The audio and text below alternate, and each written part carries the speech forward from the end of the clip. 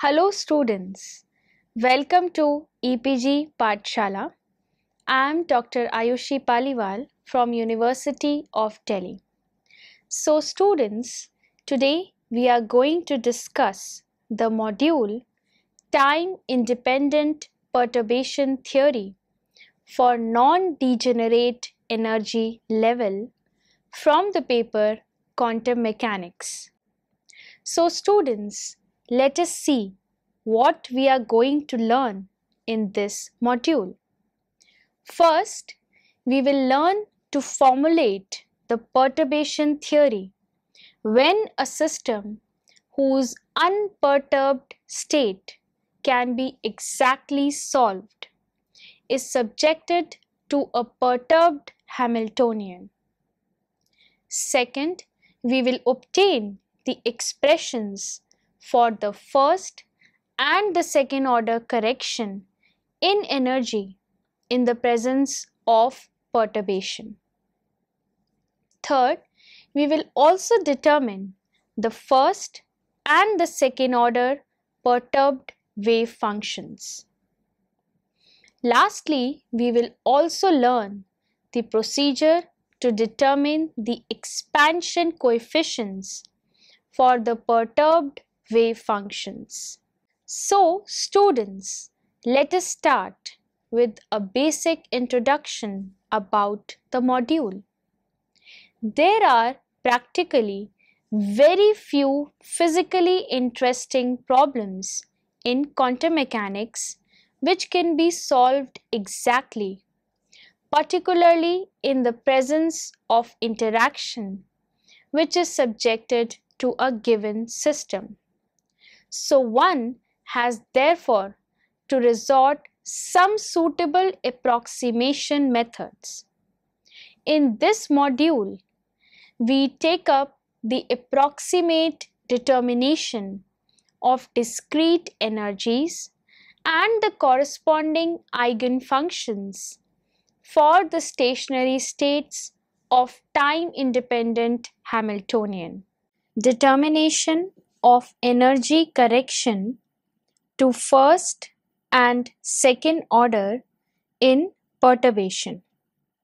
So students, let us suppose that we have a Hamiltonian H which is split into two parts, that is the unperturbed Hamiltonian H naught and a perturbation part lambda H prime. So H is equal to H naught plus lambda H prime, where the unperturbed Hamiltonian is sufficiently simple so that the corresponding time-independent Schrödinger equation, that is H naught psi n naught equal to En naught psi n naught, can be exactly solved. Let us also suppose that lambda H prime is a small perturbation. The parameter lambda is taken to be real, lying between 0 and 1, so that different orders of the perturbation approximation are then given by the coefficients of corresponding powers of lambda. We also assume that the known eigenfunctions psi n 0 corresponding to the known eigenvalues En0 of H naught forms a complete orthonormal set. Thus, if psi I naught and psi j naught are the two functions of the set, we have the psi I psi j equal to del ij. The eigenvalue problem which we have to solve is H psi n equal to En psi n. So in order to develop the perturbation theory, Let us assume that En in Psi can be expressed as En is equal to summation over j plus 0 to infinity of lambda to the power j Enj, and psi n equal to summation over j equal to 0 to infinity lambda to the power j Enj, where the powers of lambda j represents the order of the perturbation. So let us now substitute this equation into the Schrodinger equation, and we get h naught plus lambda h prime multiplied by psi n naught plus lambda psi n1 plus lambda square psi n2 plus so on is equal to En naught plus lambda En1 plus lambda square En2 plus so on multiplied by psi n naught plus lambda psi n1 plus lambda square psi n2 plus so on. We now equate the coefficients of equal powers of lambda on both the sides of this equation. Thus we have h naught psi n naught equal to En naught psi n naught, h naught psi n1 plus h prime psi n naught equal to En naught psi n1 plus En1 psi n naught, and h naught psi n2 plus h prime psi n1 equal to En naught psi n2 plus En1 psi n1 plus En2 psi n naught.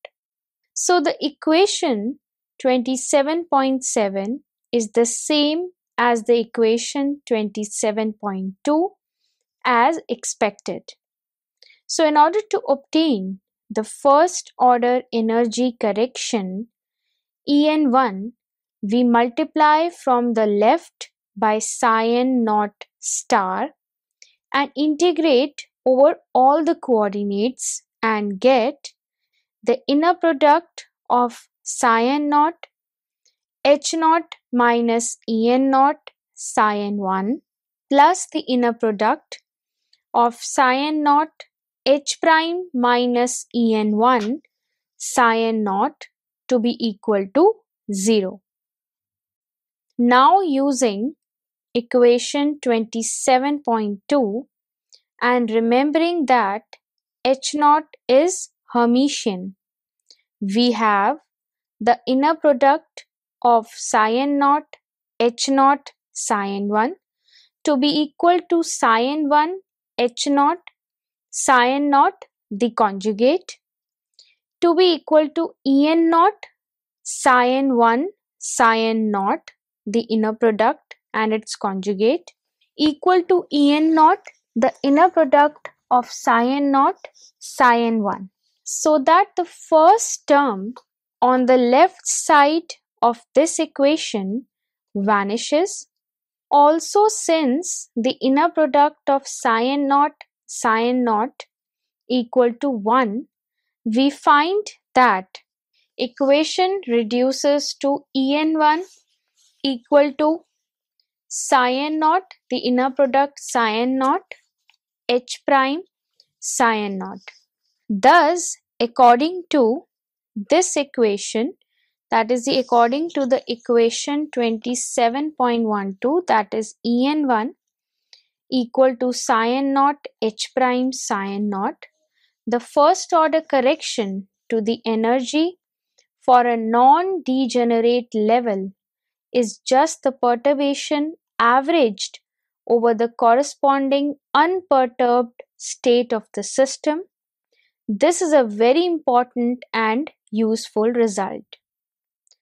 Let us now proceed in a similar way by multiplying the equation 27.9 by cyan naught star so as to get cyan naught H naught minus En naught cyan 2 plus the inner product of cyan naught H prime minus En1 cyan 1 minus En2 to be equal to 0.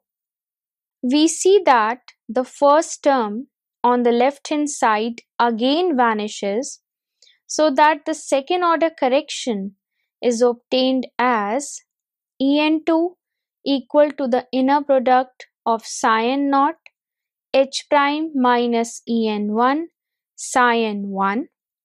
Expressions for higher order energy corrections can be obtained in the same way.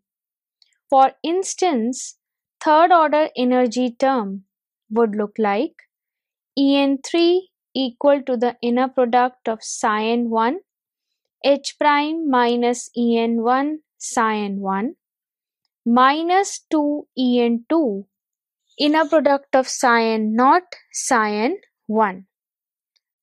Note that the knowledge of the unperturbed wave function cyan naught would be required to yield the result En naught and En1, while the energy correction terms En2 and En3 requires the knowledge of the first order wave function cyan 1.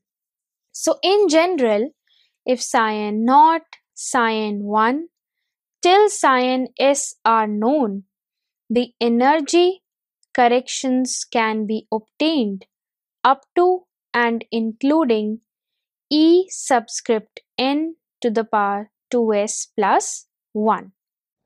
Perturbed wave functions. First order and second order perturbed wave functions.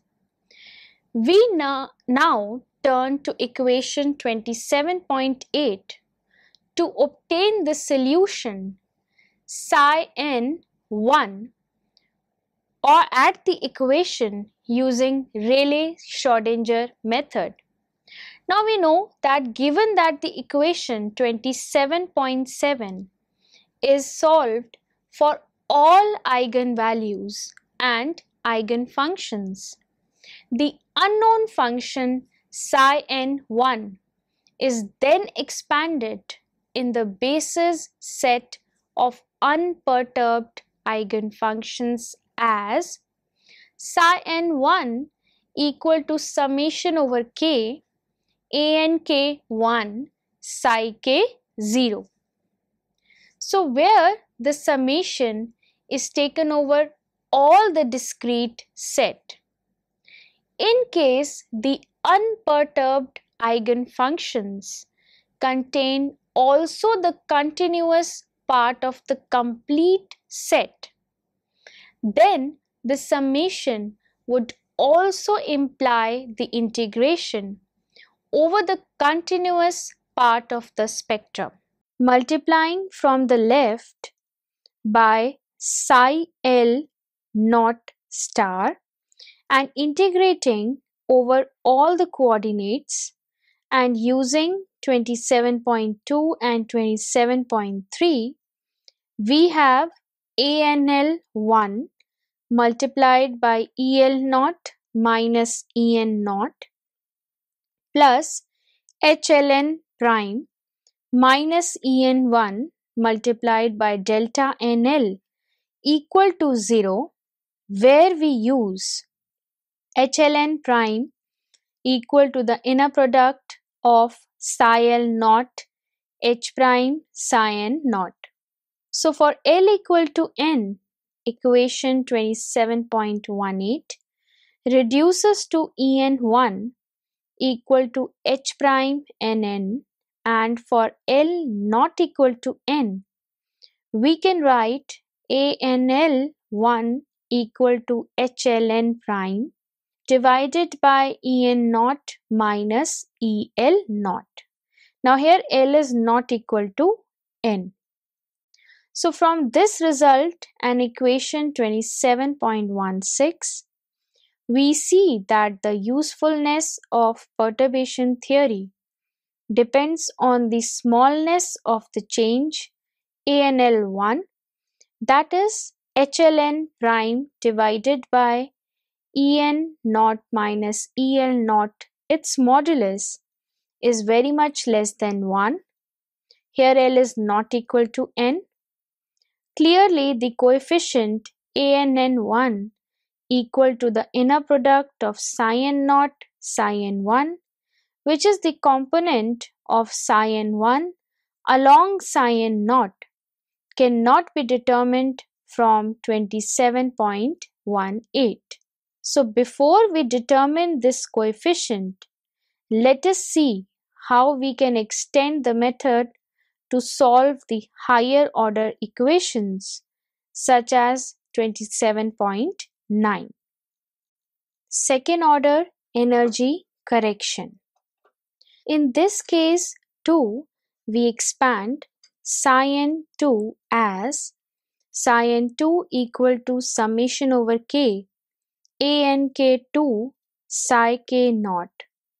So now substituting 27.11 in 27.9 and using 27.16 equation, we get the H naught double dot minus En naught multiplied by summation over k ANK2 psi k naught plus H prime minus En1 multiplied by summation over k AK1 psi k naught minus En2 psi n naught equal to 0.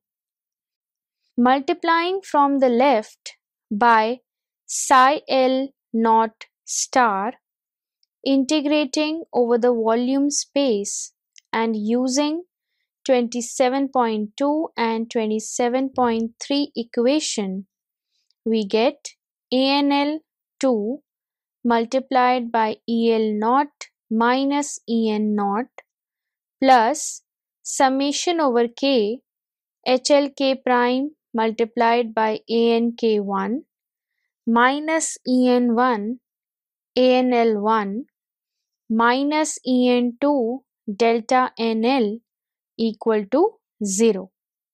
For L equal to N, the above equation yields En2 equal to summation over k H prime NK ANK1 minus H prime NN ANN1 equal to k not equal to N H prime NK ANK1, where we have used the fact that En1 equal to HNN prime.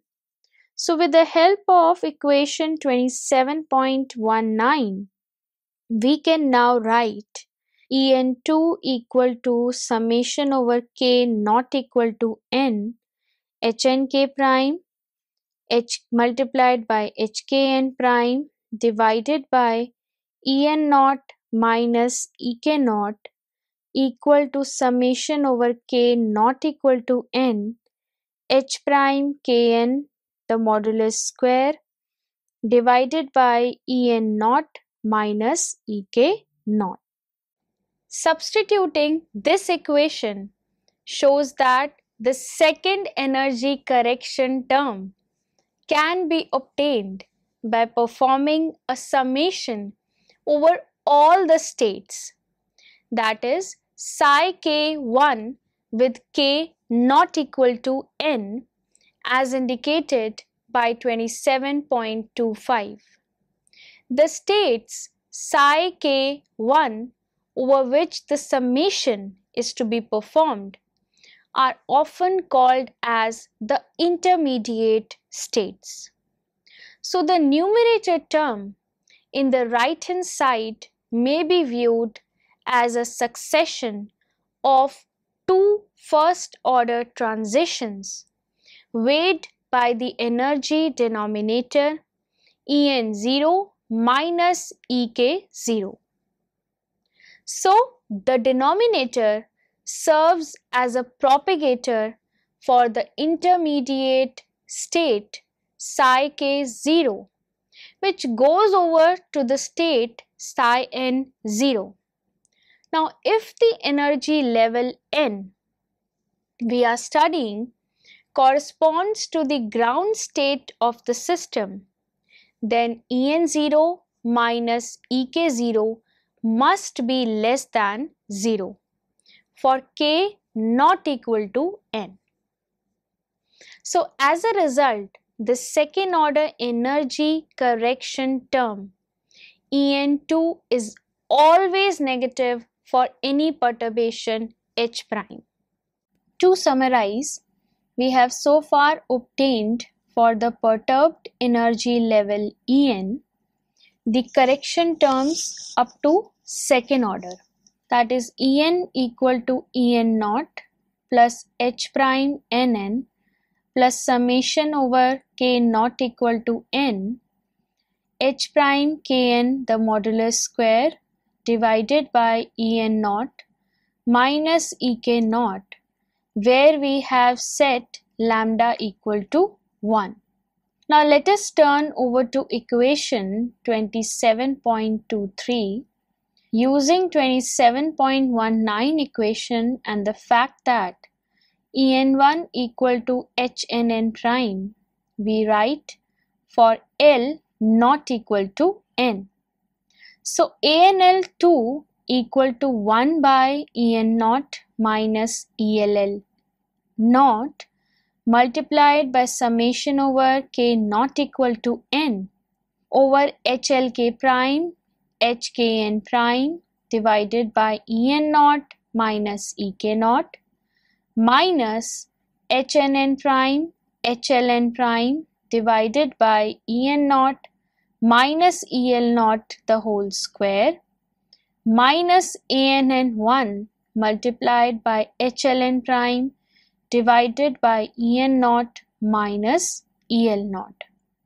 So determining the coefficients ANN1 and ANN2, we find that no information has so far been obtained concerning the coefficients ANN2 and ANN1.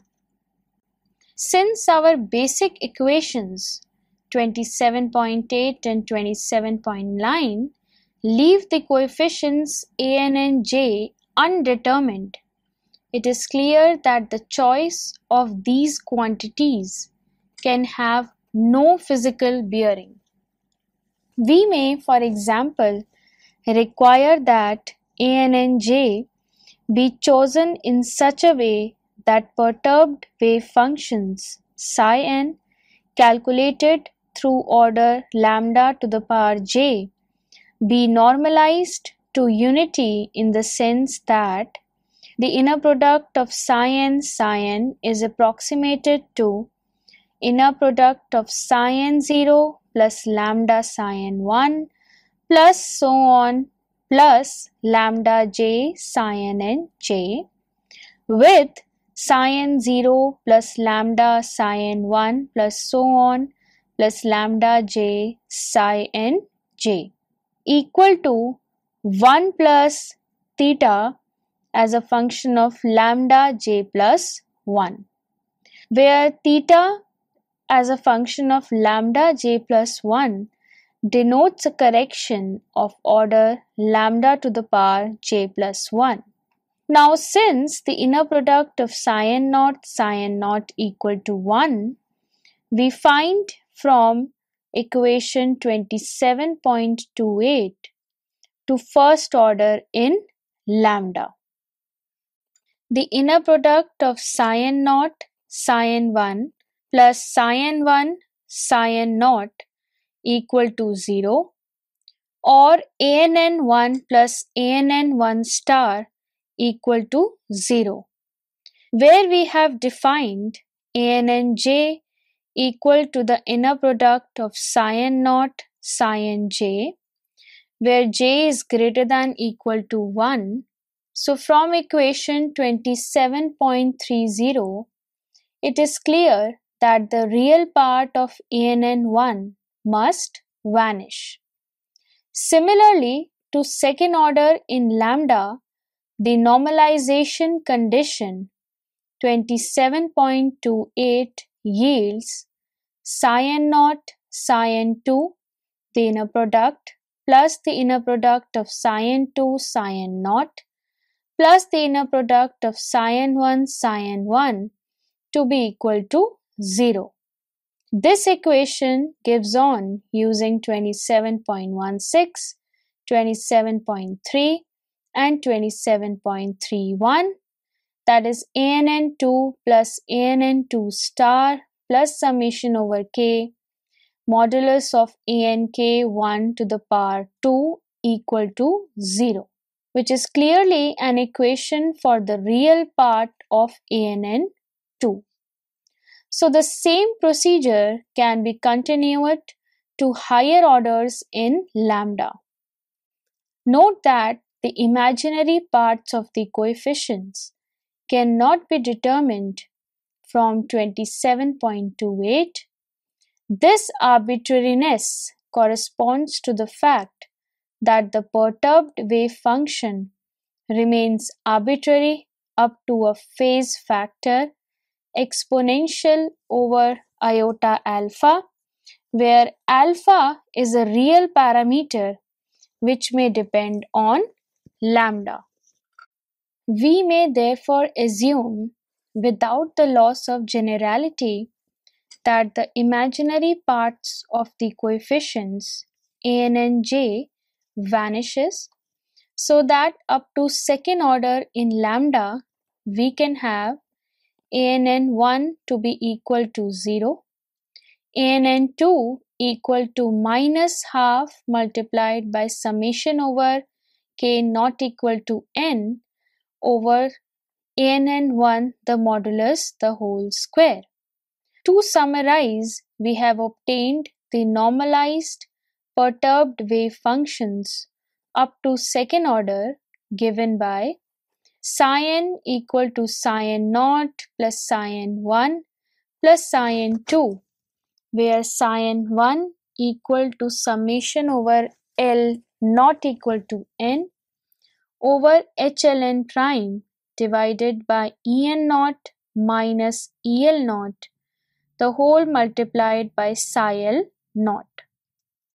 Now psi 2 is equal to summation over L not equal to n square bracket summation over k not equal to n HLN prime HKN prime divided by En naught minus EL naught multiplied by En naught minus Ek naught minus HNN prime multiplied by HLN prime divided by En naught minus EL naught the square bracket close multiplied by psi L naught minus half multiplied by summation over k not equal to n over h prime kn the modulus square divided by En naught minus Ek naught the whole square multiplied by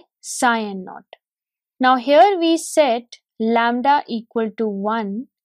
In the discussion given above, we have made one possible choice of the coefficients an and j, which ensures that the perturbed wave function psi n be normalized to a given order in lambda.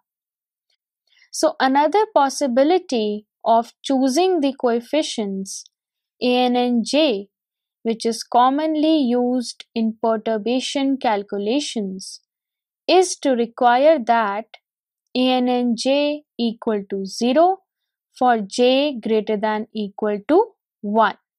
In such a case, the first correction psi n1 is the same as that found above, which is 27.36, so that the perturbed wave function is still normalized to unity to first order in lambda.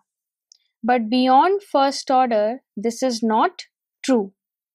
In fact, we can always obtain, if so desired, a normalized perturbed eigenfunction at the end of the calculation by multiplying psi n by a constant n lambda and requiring that the inner product of n lambda psi n lambda psi n to be equal to 1. So students, let us summarize what we have learned in this module. First, we learned how to formulate the perturbation theory when a system whose unperturbed state can be exactly solved is subjected to a perturbed Hamiltonian. Second, we obtained the expression for the first and the second order correction in energy in the presence of perturbation. Thirdly, we determined the first and the second order perturbed wave functions. Next, we also learned the procedure to determine the expansion coefficients for the perturbed wave functions. Thank you.